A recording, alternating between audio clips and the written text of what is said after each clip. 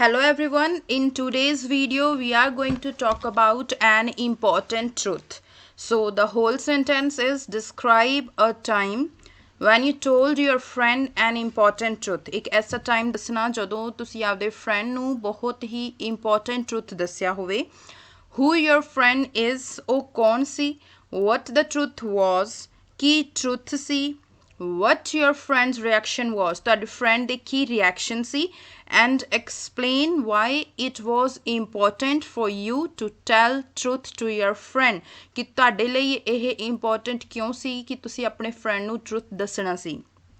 So start the lessons today. Although it is obvious that if someone is upset by the truth, ਉਹਨਾਂ ਨੇ ਕਿਹਾ ਕਿ ਹਾਲਾਂਕਿ ਇਹ obvious ਆ ਕਿ ਜੇਕਰ ਕੋਈ truth ਤੋਂ upset ਹੁੰਦਾ means hurt ਹੁੰਦਾ ਹੈ, we should tell a lie to make them happy. ਤਾਂ ਆਪਾਂ ਨੂੰ ਉਸ ਬੰਦੇ ਨੂੰ happy ਕਰਨ ਦੇ ਲਈ ਇੱਕ ਝੂਠ ਬੋਲ ਦੇਣਾ ਚਾਹੀਦਾ ਹੈ. But ਲੇਕਿਨ telling the truth is also vital to make others aware of situations.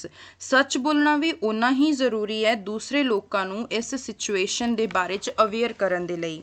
Here an incident springs immediately to my mind. ਇੱਥੇ ਇੱਕ incident ਹੈ ਜਿਹੜਾ ਕਿ ਅਚਾਨਕ ਹੁਣ immediately ਮੇਰੇ mind ਦੇ ਵਿੱਚ ਆਇਆ.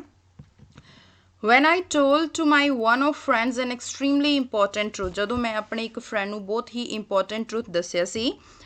This is an incident from our 12th grade. ਕਿ ਇਹ incident ਸਾਡੇ 12ਵੀਂ ਕਲਾਸ ਦਾ ਹੈਗਾ. We were both in the same class. ਅਸੀਂ ਦੋਨੋਂ ਇੱਕ ਹੀ ਕਲਾਸ ਵਿੱਚ ਹੁੰਦੇ ਸੀ at the time, ਉਸ ਸਮੇਂ.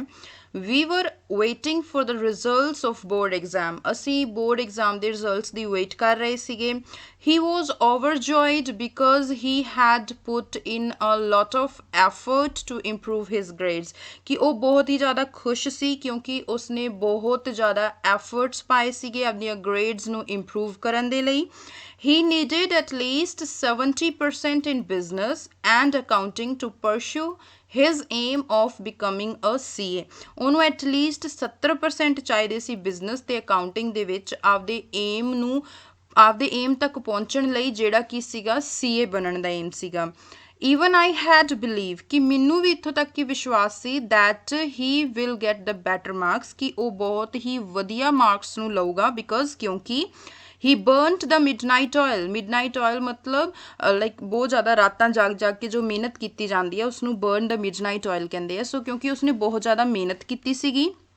My friend who did not have internet access, ਮੇਰਾ friend ਜਿਹਦੇ ਕੋਲ internet access ਨਹੀਂ ਸੀ, on the day of the results send me his roll number. ਉਹਨੇ ਮੈਨੂੰ ਆਪਦਾ roll number send ਕੀਤਾ. And when I received his result, ਜਦੋਂ ਮੈਨੂੰ ਉਹਦਾ result ਮਿਲਿਆ, I was surprised to see that, ਮੈਂ ਬਹੁਤ ਹੀ surprised ਸੀ ਇਹ ਦੇਖ ਕੇ that he received lower scores in accountancy, ਕਿ ਉਹਨੂੰ accountancy ਵਿੱਚ ਬਹੁਤ ਹੀ ਘੱਟ ਮਾਰਕਸ ਮਿਲੇ ਆ.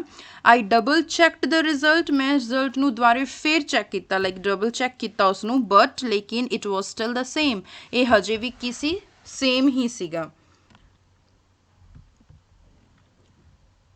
I called my friend and told him the truth. ਮੈਂ ਆਪਣੇ friend ਨੂੰ call ਕੀਤੀ and ਉਸਨੂੰ truth ਦੱਸਿਆ about how low your grades are. ਮੈਂ ਉਸਨੂੰ ਦੱਸਿਆ ਕਿ ਕਿੰਨੇ ਘੱਟ ਤੇਰੇ grades ਆ, but ਲੇਕਿਨ he couldn't believe it. ਉਸਨੂੰ ਇਸ ਚੀਜ਼ ਤੇ believe ਨਹੀਂ ਹੋਇਆ.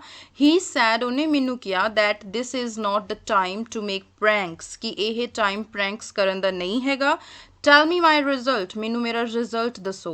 But ਲੇਕਿਨ when I sent him a snapshot, ਜਦੋਂ ਮੈਂ ਉਸਨੂੰ ਇੱਕ snapshot send ਕੀਤੀ, he was taken aback. ਉਹ ਮਤਲਬ ਬਹੁਤ ਹੀ ਇੱਦਾਂ ਘਬਰਾ ਜੇ ਗਿਆ and began crying right away. ਤੇ ਉਦੋਂ ਹੀ ਉਸਨੇ ਰੋਣਾ ਸਟਾਰਟ ਕਰ ਦਿੱਤਾ.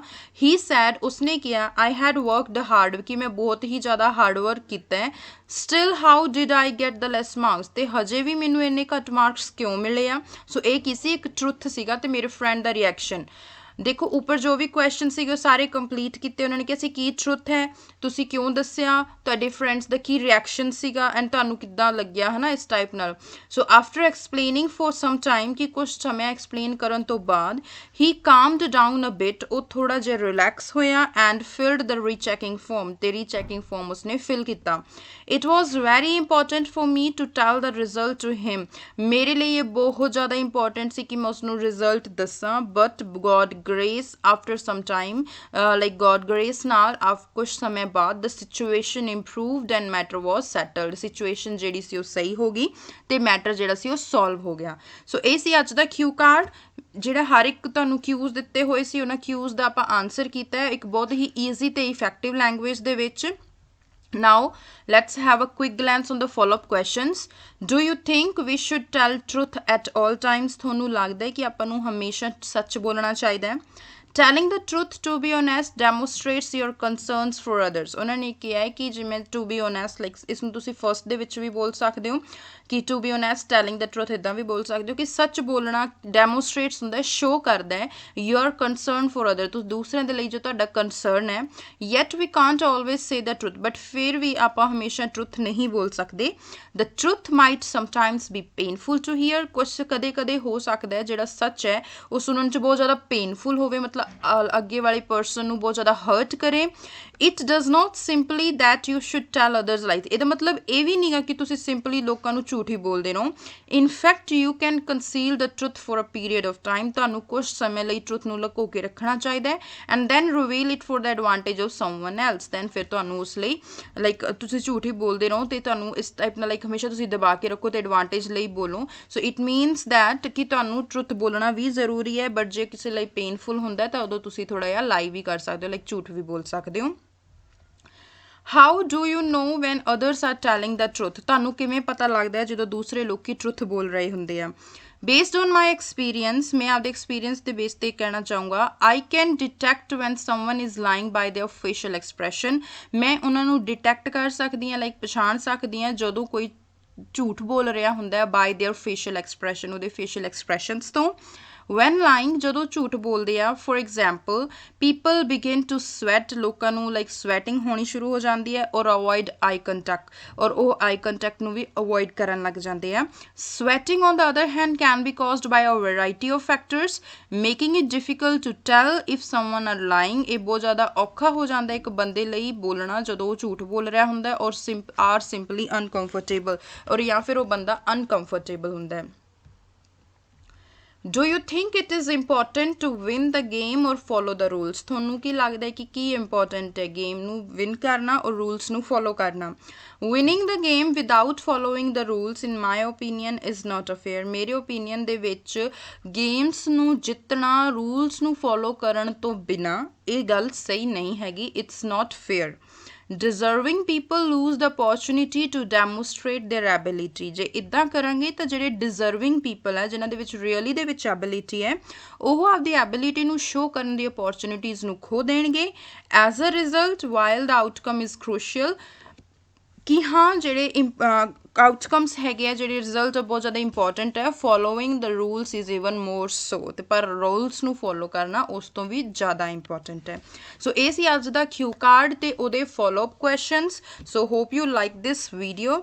ਸੋ this time to finish the video. Let's meet in the next video with a new cue card and with a new video. So let's meet in next video. Take care. Bye bye.